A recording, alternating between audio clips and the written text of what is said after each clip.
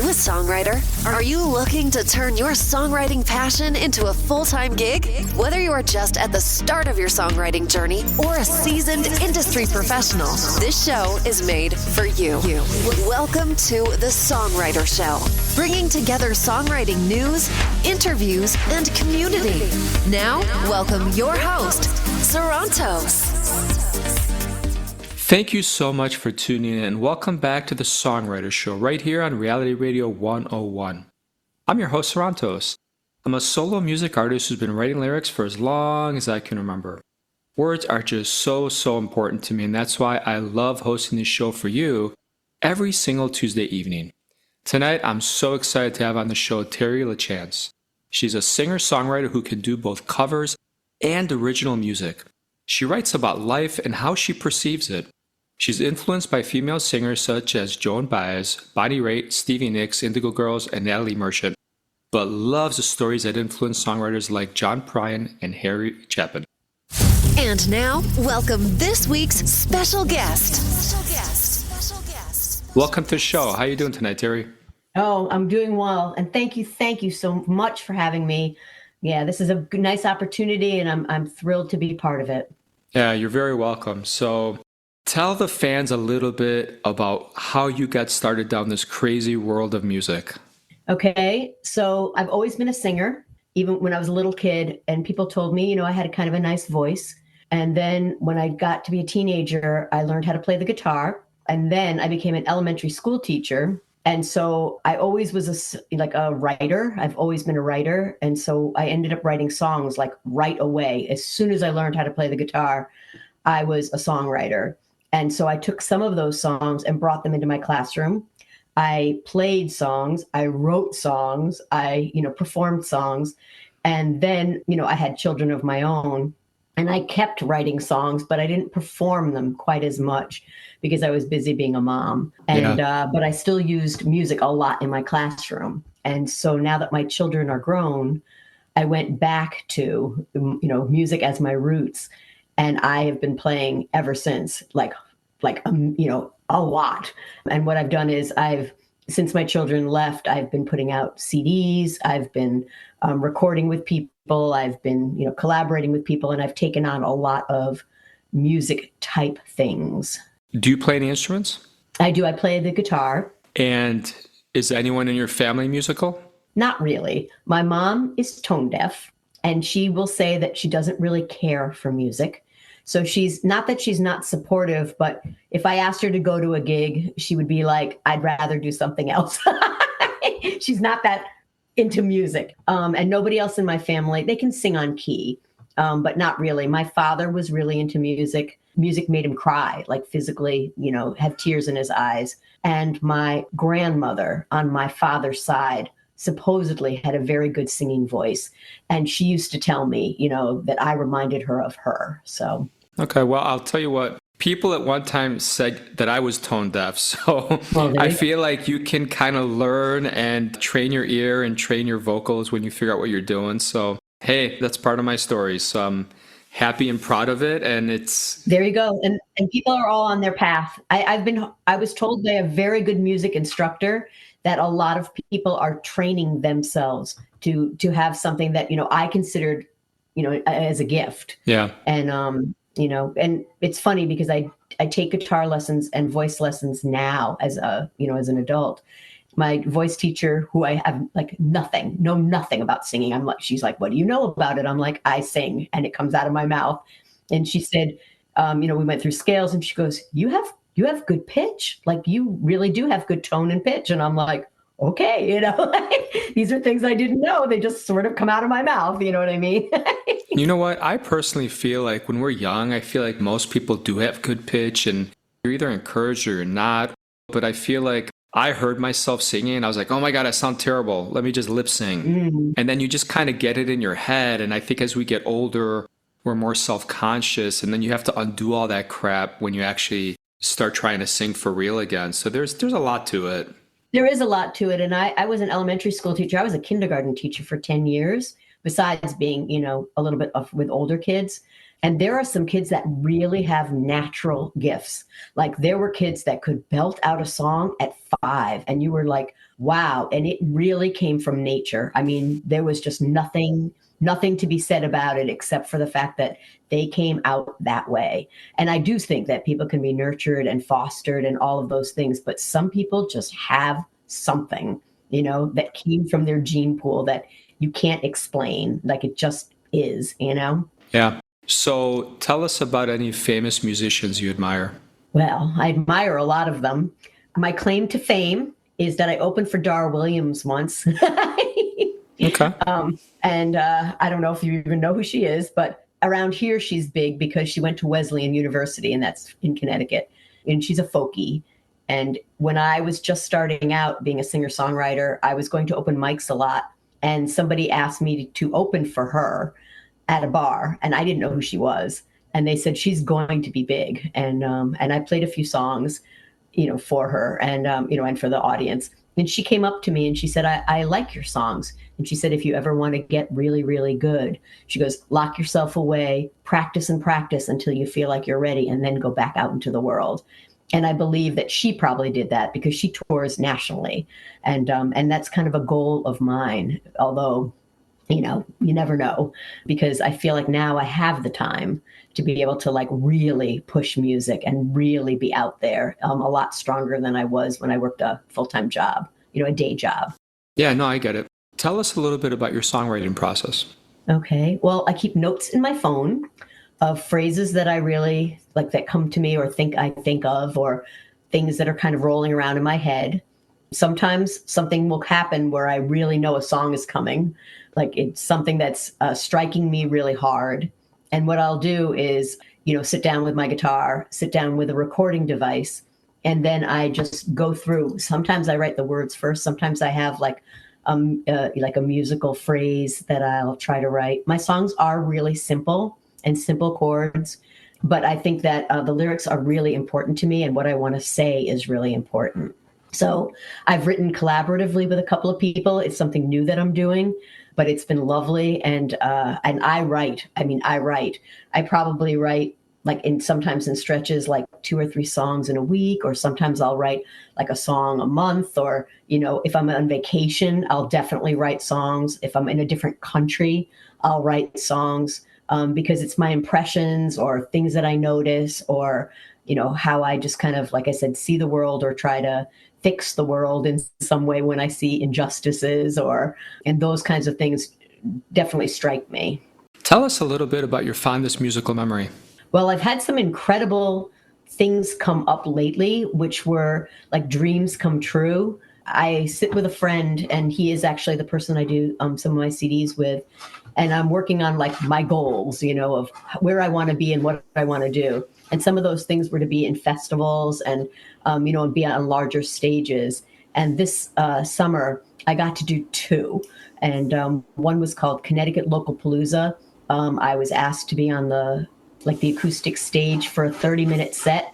And I worked really, really, really hard to do that 30-minute set without anything but my guitar, like no like a microphone, but like no words in front of me, no book in front of me, of all original material.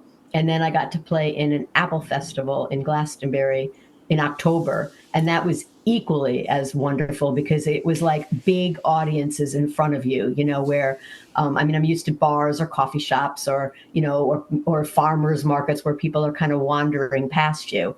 But this was really like a big setting to me. And I was just really excited about it. That's pretty cool. Yeah. Yeah. So tell us about this song that we're going to hear. What inspired it? Well, I am, like I said, was an elementary school teacher. And I realized that we are in control of our own lives and that each of us does make a difference to each other. And at first, somebody actually said to me, like, you can't change the world, or you can't change the world. And I thought that is not true. Like each of us can. change the world, like one person at a time. And my philosophy of like why I became a teacher was literally that I wanted to be, somebody that influenced somebody, and that they rubbed off on me and I rubbed off on them. And I've had kids, come back to me and say, something that you did like really made me think, and that is the goal, in my opinion, of, being on earth. And so in a lot of ways, that is why I wrote the song. No, I totally get it. Okay. Tell you what, let's take a listen and we'll come back and talk, okay? All right, perfect. Okay, awesome, everybody. Check this out. Here we go.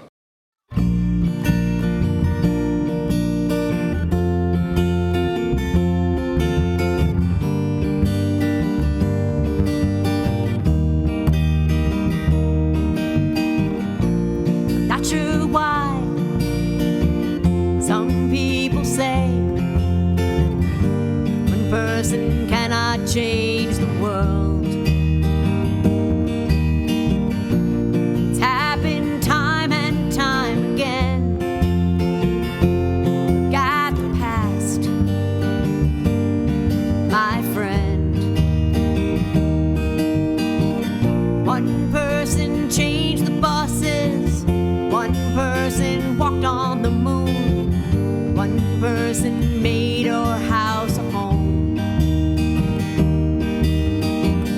One person dried your tears.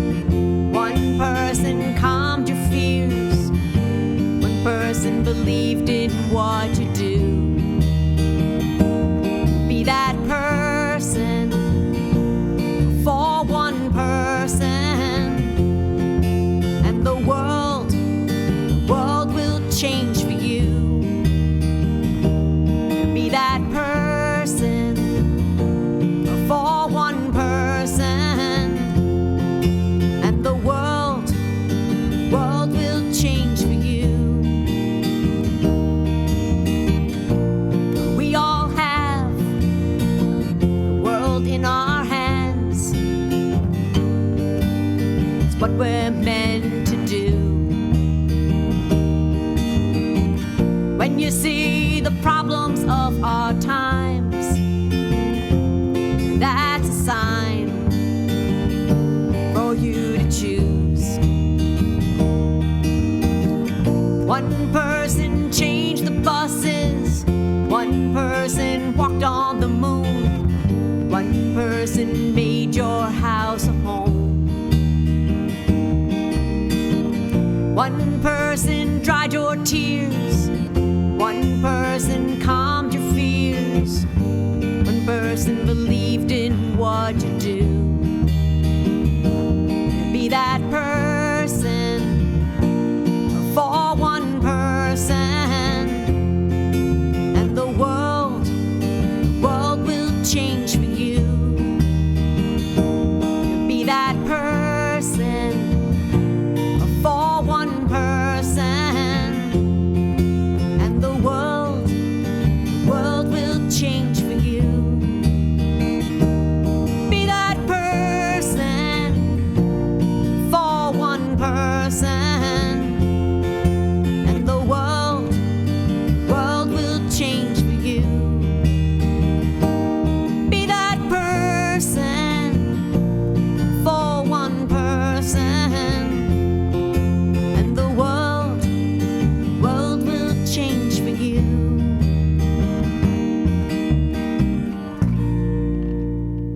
Thank you so much for sharing that song with us tonight.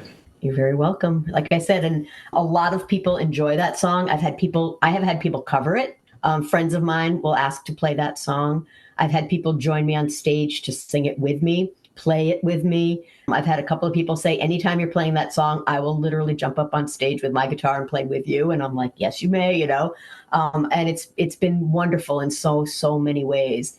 And so you feel the power of a song when that many people are really, invested in your song with you. Yeah, absolutely. So tell us a little bit about your future plans in the next year. Anything special? Well, I do play a lot of gigs, and I have a website. So it's, Terri, Terri, Lachance, LACHANCE.com. And that usually lists like where I am and what I'm doing on a, daily basis. So I book myself out really far. What I'm trying to do is get to be like more of what I want to be, which is a touring musician. So in December, I am going to go. I got a gig in Nashville, and so I'm going to get to play 4 songs at this bar, which I actually played at last year when I went to Nashville for 3 days with a friend. And I asked them, well, could I have another date? And that person did. So I'm working my way from Connecticut to Nashville, and I found a place in South Carolina that would also let me play a showcase. And now I'm trying to work my way down, and back up. And I'm like, yay, I'm a touring musician, in my mind. Yeah, and, that's awesome. So I'm trying to do those kinds of things. I'm also a person that books a few things out here. I book a coffee shop. I book vegan cafe bakery.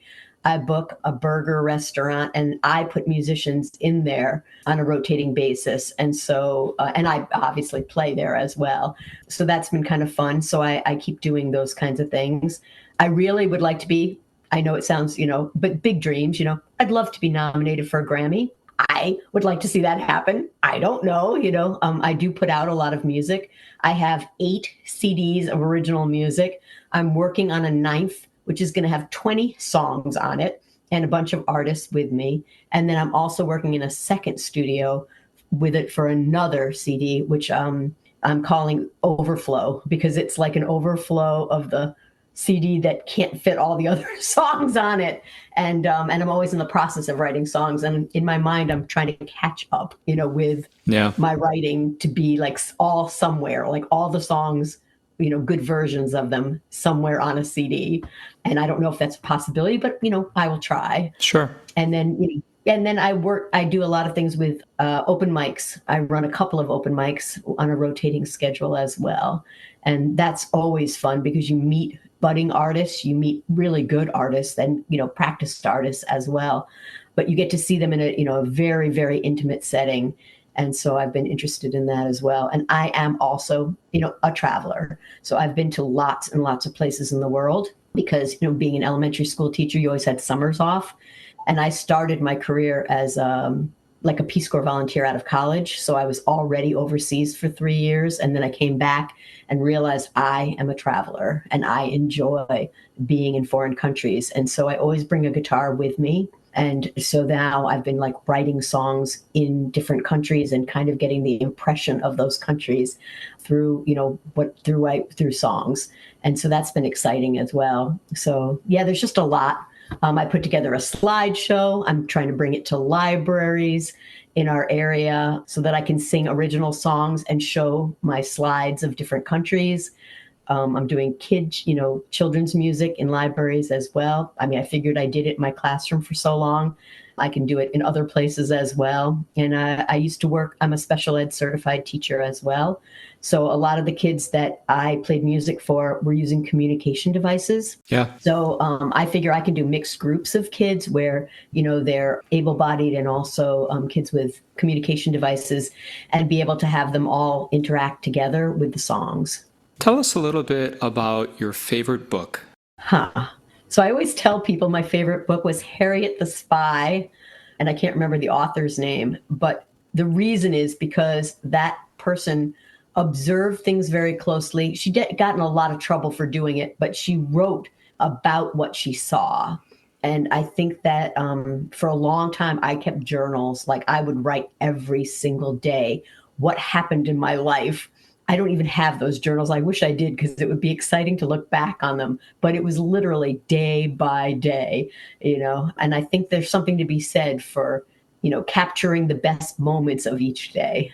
I have to tell you, in talking to you, I had a good time in school. I was a good kid, but I almost feel like part of me is like waiting for you to yell at me. And, you give off a little bit of that teacher vibe, and I'm kind of sitting here all polite and watching what I say. So I don't know. It's a good thing, though. It's not a terrible thing. Okay. I was in a public school for many years, and people could not believe that at all. Looking at me, I have definitely a hippie vibe. And people would say, like, are you the art teacher? Are you the music teacher? And I'd be like, no, I'm like a second grade teacher. And they'd be like, oh, we just don't think that about you. You don't look like, an elementary school teacher. You look like one of, one of the teachers that would be like the creative teachers. Do you know what I mean? But you should mess with them. You should tell them you teach like advanced physics to second graders, see what they It's say. possible. And the biggest compliment any student had ever given to me was he said that I reminded him of Miss Frizzle, from the Magic School Bus. Oh, yeah. And I thought that is the epitome of what I would like to be, like, let's go on that bus and learn all about this, and I wear crazy earrings, not that you can see them, but my earrings always are a message. And the kids would try to guess what the message was of my earrings each day. Like, for instance, right now I have a heart on one side and the world on the other, to show like love the world. Or I'll put something, and everyone kind of knows what my mood is and how things are going by like what my ears are saying. So. All right. Well, I got a question for you. What do you not like to do? I guess I don't like to sit still. I mean, I'm really not good at it. If I have to sit still for too long, I'm like, I kind of, it makes me feel like I'm lazy or something. So I try to keep super busy. I don't, like, people will say, oh, you don't have anything on your calendar this day or whatever. I'm like, it drives me crazy. Like, I'll do things to fill the time. I don't want to sit around and like just have a day off. Like, it doesn't do anything for me in my mind. All right. If you could be any animal in the entire solar system, what would you be and why? All right. I've written a lot of songs about this. Okay. And there are several, but I do believe that I'm a bird. And the reason is because birds are fearless lots of times, and they sit out on the branches and they just sing their heart out. And I think that there's something to be said for that. And I have a song that's called like Reincarnation from a Bird. And I believe in it. I think that it's an important, they are important. And I watch them and I take pictures of them. And when I have a day off, I will definitely take my camera out and, tromp around and go look at birds, and see where they are and what kind they are and everything else. So I believe that I have a lot of common, characteristics with birds. Okay, fair enough. Tell us a little bit about your website. Where can people buy your stuff, stream it? Where can they hook up with you? All right. Well, everything so far that I've put out is under something called Terri and Rob Duo. And it was a duo. We are a duo. I mean, we were a duo. So it's, Terri and Rob Duo. That's where all the 8 CDs are right now. So that is on all streaming platforms, on, Spotify, on Apple Music, on YouTube. It is like everywhere. So if you, Google that or do anything with that, that will come up. My next CD is going to be called like Terri Lachance and Friends, because I'm not really in a duo anymore, but I wanted everything housed in the same place. I work with a band a lot of times. So you'll see that there's like, I have a variety of projects going on, but you can definitely go to my website, which is, terrilachance.com. I have a Facebook page that lists everything I do. I live stream often, and I live stream from like every day. I live stream an original song a day on a weekday. I started doing it in my classroom, like during COVID. And I just continued it for like 3 years. And then when I left teaching, I decided I would just still continue a song a day. And what I do is I give credit to all of the people that helped make that song, out in the world. So, where I recorded it, who was playing on it. Yeah. And so I try to do that every single day, in a weekday especially. Awesome. All right, Terri, I want to thank you so much for being on the show tonight. Yeah, thank you. And this has been such a thrill. And I hope, I hope I can get you some other people as well, because you're a good host. Thank you. And to all the listeners out there, thank you for listening to the two of us. We both hope your unique story gets heard around the world too. My name is Sarantos. Please join me every single Tuesday evening to hear other amazing artists share their fascinating behind-the-scenes stories right here at the Songwriter Show on Reality Radio 101. I love you all. Have a great night.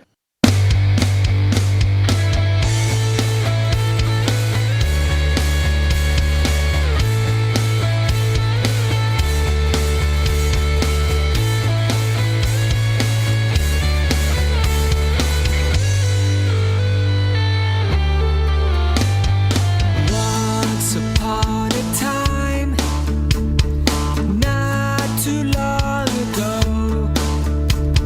The stars were lighting up. Your touch was all I know. You say I'm a dreamer. How'd you figure that out?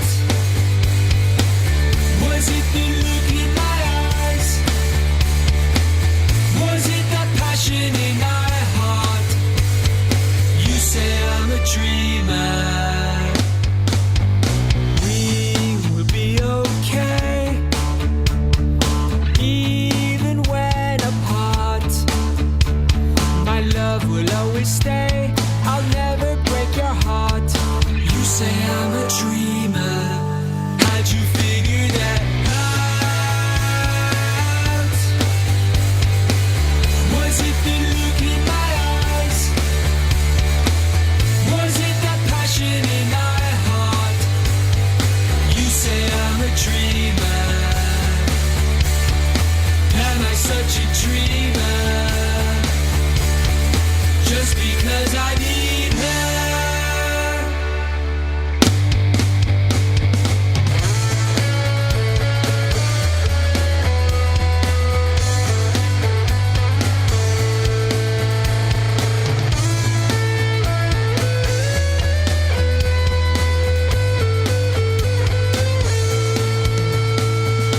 You say I'm a dreamer. I'm glad you figured that out. When you look into my eyes, you can see what I'm dreaming about. Sometimes I like to dream about that perfect life where you and I can be husband and wife. Where you and I can be in a private paradise. I'm a dreamer. I'm a dreamer. Just a silly dreamer. I'm a dreamer.